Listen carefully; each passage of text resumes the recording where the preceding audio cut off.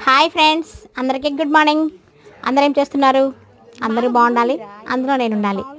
నేను మా తమ్ముడు గడ్డి కోయడానికి అయితే వచ్చామండి. నేనైతే వీడియో తీస్తున్నా, వాడైతే ముందు వెళ్తున్నాడు.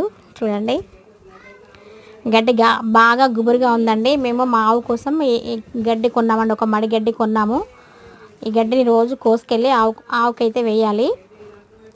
రోజు అయితే నేనే వచ్చి కోసుకెళ్తాను. ఈరోజు అయితే నేను కూడా వస్తా అక్క పద అన్నాడు, అందుకనే వాడిని తీసుకొని వచ్చాను. గడ్డి అయితే చీదుగా ఉందండి, దాంట్లో పాములు ఉంటాయని నాకు ఒక్కొక్కసారి భయం కూడా వేస్తుంది. కానీ గడ్డి కోసి తీసుకొచ్చి ఆవుకేసి అది తింటూ ఉంటే చూడాలి, ఆనందం చాలా అనిపిస్తుంది. మన చేతులతో దానికి తినిపిస్తాం కాబట్టి ఇంకా సంతోషం వేరుంటుందండి. అట్లాగే అది పాపం పాలు కూడా ఇస్తుంది కదా, మాకు ఆవు పాలు కూడా. మేము ఆ పాలు కూడా మేము టీ పెట్టుకోవడం, తాగడం, పెరుగు చేసుకోవడం అన్నీ చేసుకుంటాము.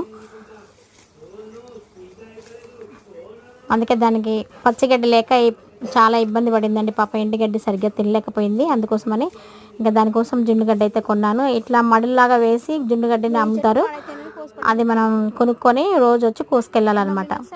చూడండి, మా తమ్ముడు నువ్వేం కొయ్యొద్దులే, అక్కడ ఉండు నేనే కోస్తా అనేసి నన్ను కొయ్యనియట్లేదు, వాడే కోస్తున్నాడు. అసలైతే వాడే కోసుకొస్తాడండి గడ్డి ఎప్పుడైనా. కానీ కొంచెం ఈ మధ్య వాడికి నడువు నొప్పి వచ్చింది, అందుకోసమనే వద్దని నేనే వస్తున్నాను. కానీ ఈరోజు మాత్రం వచ్చి నేనే కూడా వస్తా పదా నువ్వు వద్దు అని అంటుంటే నేనే ఎమ్మటి వచ్చాను. నేను వీడియో తీస్తూ ఉంటే వాడు తిడుతూ ఉన్నాడు నన్ను.